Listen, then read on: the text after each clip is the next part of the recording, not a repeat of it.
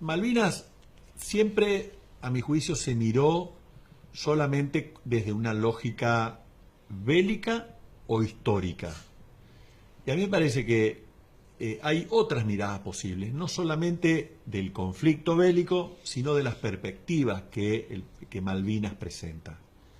El conflicto bélico, porque para mí es imposible analizar lo que pasó a los combatientes de Malvinas si uno no conoce o no analiza o no tiene en cuenta lo que pasó en el continente al resto de los argentinos. Estábamos en pleno proceso dictatorial, una dictadura que se había caracterizado por promover y realizar, practicar desaparición forzada de personas, torturas, asesinatos y una serie de tropelías que sin duda eran una afrenta cotidiana a la dignidad humana.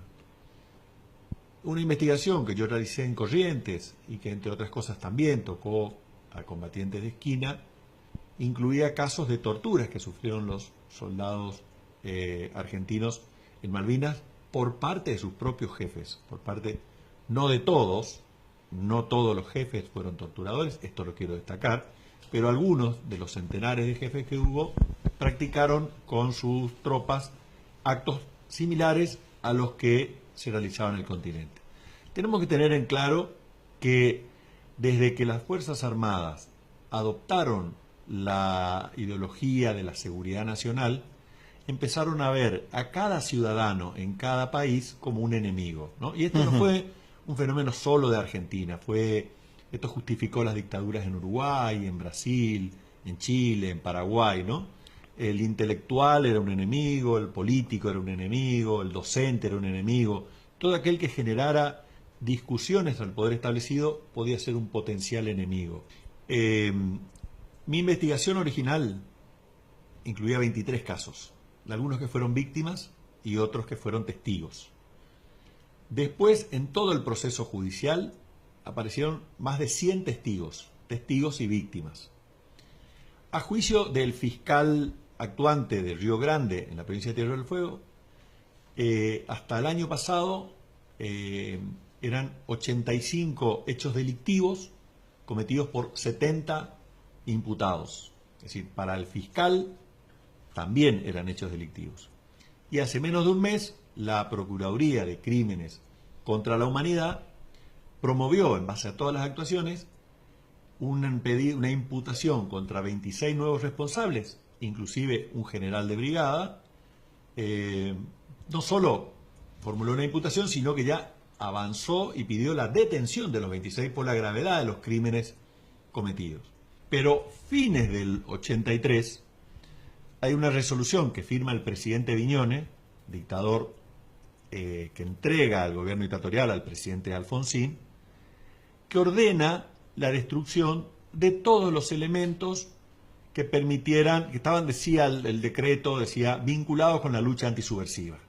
Por esos días, el propio gobierno militar además había dictado una ley de autoamnistía. La traducción de esa ley, de esa norma y de esa resolución en el ámbito de las Fuerzas Armadas fue una normativa suscrita, entre otros, por Nicolaides, que era el comandante jefe del ejército y había sido antes jefe del segundo cuerpo de ejército y de la brigada en Corrientes, por el cual ordenaba la paralización de todas las investigaciones sumariales vinculadas con Malvinas. Está la orden expresa. Decía, todo debía ser considerado como cuestiones administrativas, no en el ámbito de la justicia militar, sino como simples denuncias administrativas. Entonces, cuando la presidenta Cristina Fernández de Kirchner desclasifica los secretos, es que podemos acceder a esto y vemos que los propios militares, los propios oficiales y los propios suboficiales denunciaron y que se iniciaron estas investigaciones. Cada uno de estos hechos fue remitido al Consejo de Guerra correspondiente.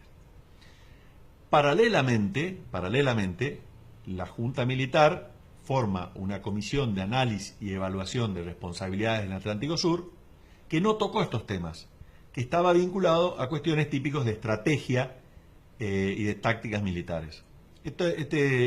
Esta comisión es más conocida como la Comisión Rattenbach porque estaba presidida por un general muy antiguo, que era muy prestigioso, que era docente de la Escuela de Guerra, formador de generaciones de militares, que en sus investigaciones analiza el momento que se tomó la decisión, cómo se planteó las estrategias de defensa, cuestiones típicamente militares, y que, atento las irregularidades que le encontró, él incluso llega a plantear la necesidad de aplicar la pena de muerte para muchos de estos oficiales porque se rindieron sin tirar un tiro, sin agotar el parque de municiones, por una serie de cuestiones pide este tipo de sanciones, ¿no?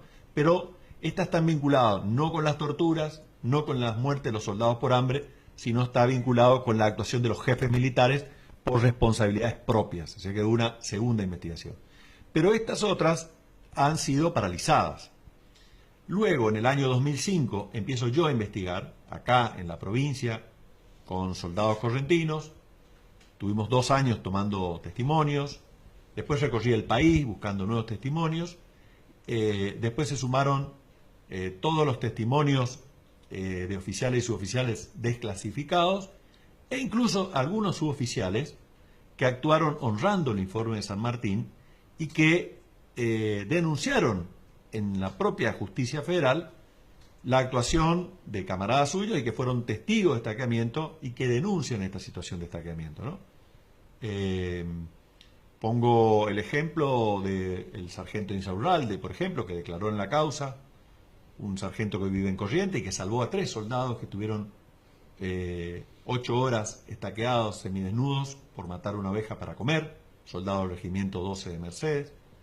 Y pongo el cabo Chazampi, que soltó a un soldado que estuvo día y medio estaqueado, un soldado del batallón de infantería marina 5 de Río Grande, por ejemplo, personas que declararon salvando su responsabilidad y al mismo tiempo diciendo esto no tiene nada que ver con una conducción bélica, racional, moderna, esto no tiene nada que ver con lo que nos enseñaron, lo que debíamos haber aprendido en las academias militares. Pablo Andrés Basel, abogado, militante de los derechos humanos, y si estamos en el marco de una feria del libro, creo que nunca mejor corolario sería terminar con algo que deslizaba hace momentos nada más y que tiene que ver con un texto de Marilyn Morales Segovia.